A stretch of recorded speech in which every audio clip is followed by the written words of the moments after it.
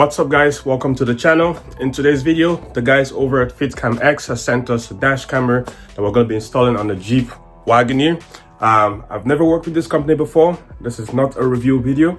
I cannot tell you anything about this product since I haven't tried it out. I'm going to unbox it. I'm going to show you exactly how it comes in the box. We're going to perform the install in the vehicle, and then we're going to throw some footage in this video so you guys can see the video quality and how it performs. And then maybe if there's enough interest, in a couple months, I'll make a proper review video letting you guys know what I think about the camera. Almost, I gotta say, I am very impressed with the packaging.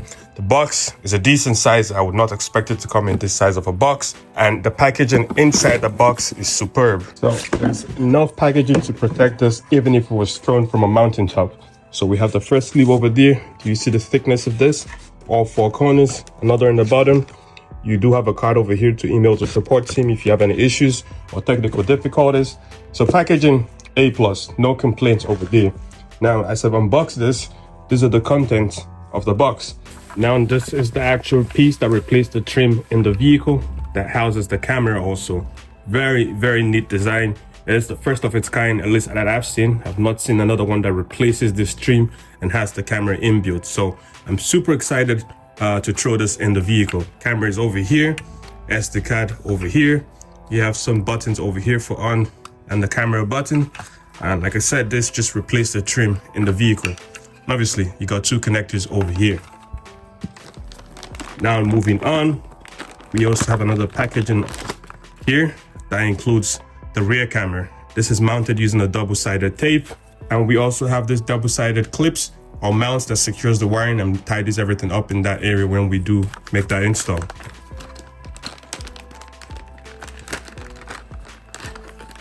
Now this is the harness that we're going to use to tap to get power to the cameras. This goes into the factory harness and then goes to the camera. We also have the cover for that trim piece that I just pointed out to you guys that replaces the factory trim in the vehicle. Now what we have here is an SD card adapter. If you need to move the footage to a computer, you put the SD card in here, you plug this into your computer, and you can access all that footage. Now we also have two lenses to prevent glares, one for the front, one for the rear, and a trim tool to pop off these panels to get the install of the camera done. And in this packaging, we have a bunch of connectors. This is obviously to tap into the fuse box if we want to go that route. Now inside the vehicle, the first thing I'm going to do is pop this trim off. I will try to use all the tools to provide as required, so you guys know you can do this at home yourself.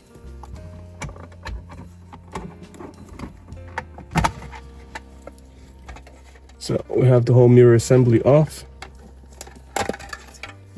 This piece is off. And then we can slide out this piece. And to disconnect the mirror, it's pretty easy. One connector, like so. And then there is a clip over here. And we have the mirror disconnect. For this video, I would like to clarify that you're not going to be using all of these connectors that tap into the fuse box. You only need one of them. So you need to find exactly which circuit on your vehicle and you can plug in the right connector for that one to tap into it. Now this is only useful if you don't want to go the easy route, which is this one that taps into the power for the mirror. So it's either this or this. You cannot use both of them. First of this video, I'm going to make it quite simple for most people. I'm going to be making the installation with this one.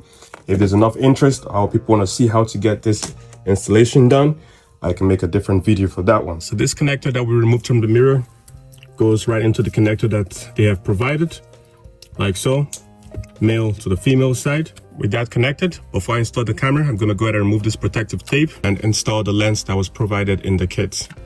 There's 3M double-sided tape behind it. As soon as you peel it off, you simply stick it right on, like so. And now with that installed, I'm going to go ahead and connect the power source, the one from the main connector and the one that goes to the camera. There is a line on it that shows you exactly how it should go in. So you match it up, slide it in, and that's it. At this point, I'm going to go ahead and reinstall the rear view mirror. With the mirror reinstalled, I'm going to clip this, like so. And then I'm going to connect the mirror harness back in place. So now it's connected, it's tucked back in place, out of the way. That's what it should look like from behind. You can see the connector is tucked away, out of the way. It should not contact the trim piece when we go to put it back on, and everything is nice and clean up over there. So if you purchase just the front camera, at this point, you just go ahead and slide this up, line it up with the tabs on the windshield, and start clicking it in place. Like so. At the rear, to install the rear camera, I'm gonna pop this trim off. So I've measured the trim I removed. It's about 33 inches. Half of that would be about 16.5, so that gets me right to right about here. I'm gonna mark it down because that's where the camera will be. Right there, so that's where the camera is gonna be mounted. So it's at the center of the rear windshield. Two T20 bolts to be removed, one right over there and one right over there. And there's a bunch of clips like this in order to pop this piece off.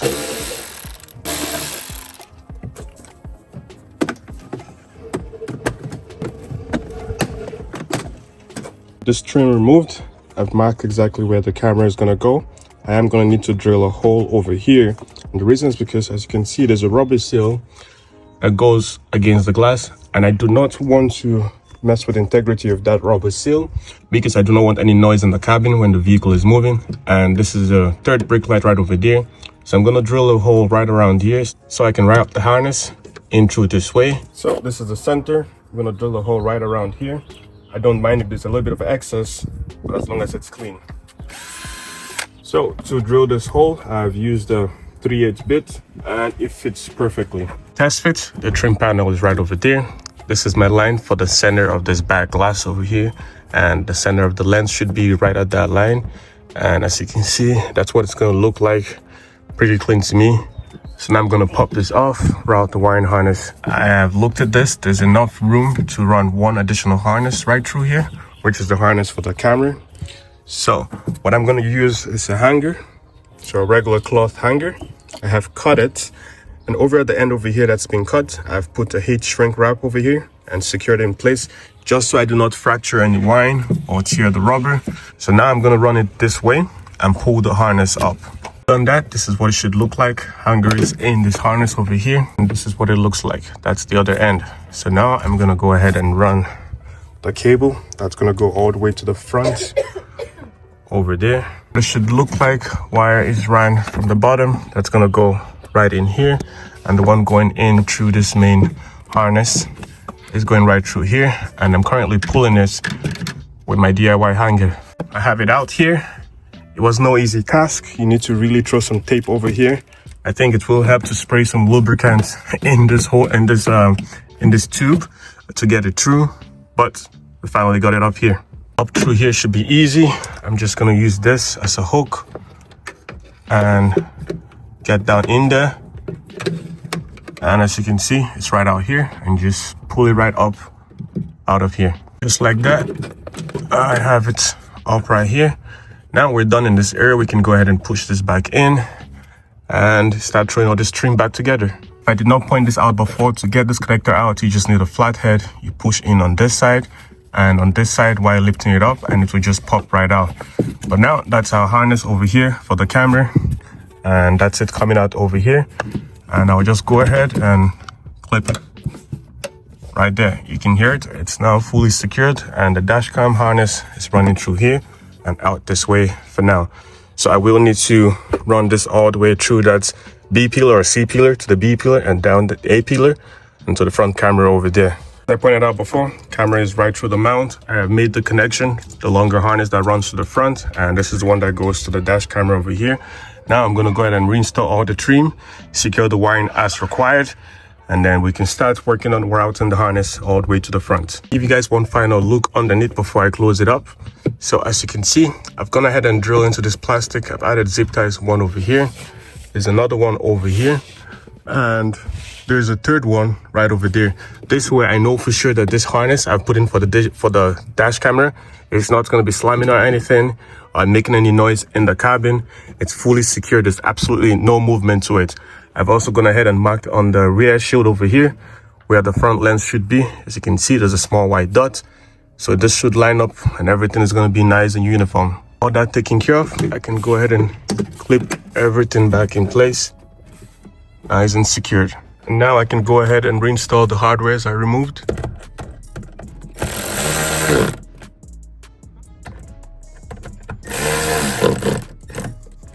And now I'm gonna go ahead and secure the rear camera. This trim piece goes back on. Line it up and then secure the clips. Like so. Now we're gonna go ahead and secure the camera. We're gonna take into account the proper orientation. It says this side up, so it needs to go like so. But before I do that, I'm gonna remove this protective lens cover and then install this lens on the camera. You can see I have the harness or the cable running through the side. I'm gonna repeat the same thing all the way along here till I get to the front. Inside the vehicle, I've run it all the way under here, nice and clean. I'm gonna run it on top of the headliner, all the way to the front. Folded everything, the wire is now up front, as you can see, ready to go right in there. I'm gonna go ahead and make the connection for the rear camera right in there, so I can tuck the access cable over in the A pillar. So, rear camera is now connected. Wire needs to go right in here, up here, and then the access is gonna sit right over here. Everything is all cleaned up, and this is the final piece of this puzzle. Just slides right in so.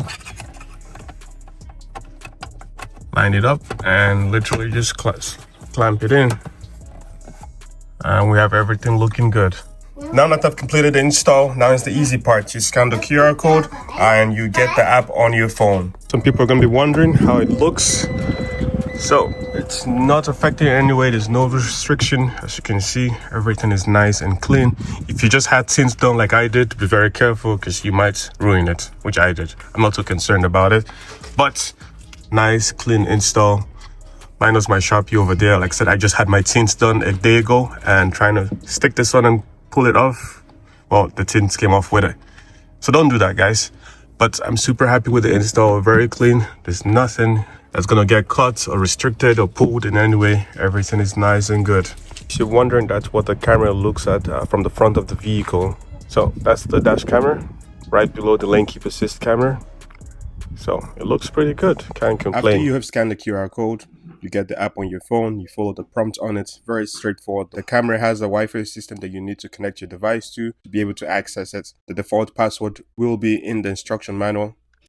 So after you have successfully connected the camera, you pop back into the app, you accept all the usual prompts and all that stuff, and this way you're going to be able to view the camera footage live. You can also go into settings and make some tweaks, adjustments if you need to. I personally don't see the need to make any changes here because it's pretty much plug and play. And right now, this is the clip of the front view camera. So again, it's really doing a good job. There is a lot of sun glare, as you can probably pick up from the right side of this video clip. And then very soon the vehicle turns directly towards the sunlight, and the protective lens, I believe, is doing a pretty good job at reducing the amount of glare that the camera is catching. Overall, the video quality appears to be okay. You can catch the license plates, but you will need to like zoom in, slow the image down or the video a little bit to be able to get a pretty good picture of what that plate would be. And this is the rear view camera. Again, pretty good. Same road, same time. The main benefit of this camera is the integrated look. It looks exactly OEM like they say. It also comes to the front and rear camera that incorporates itself into one unit, so that's an added bonus right there.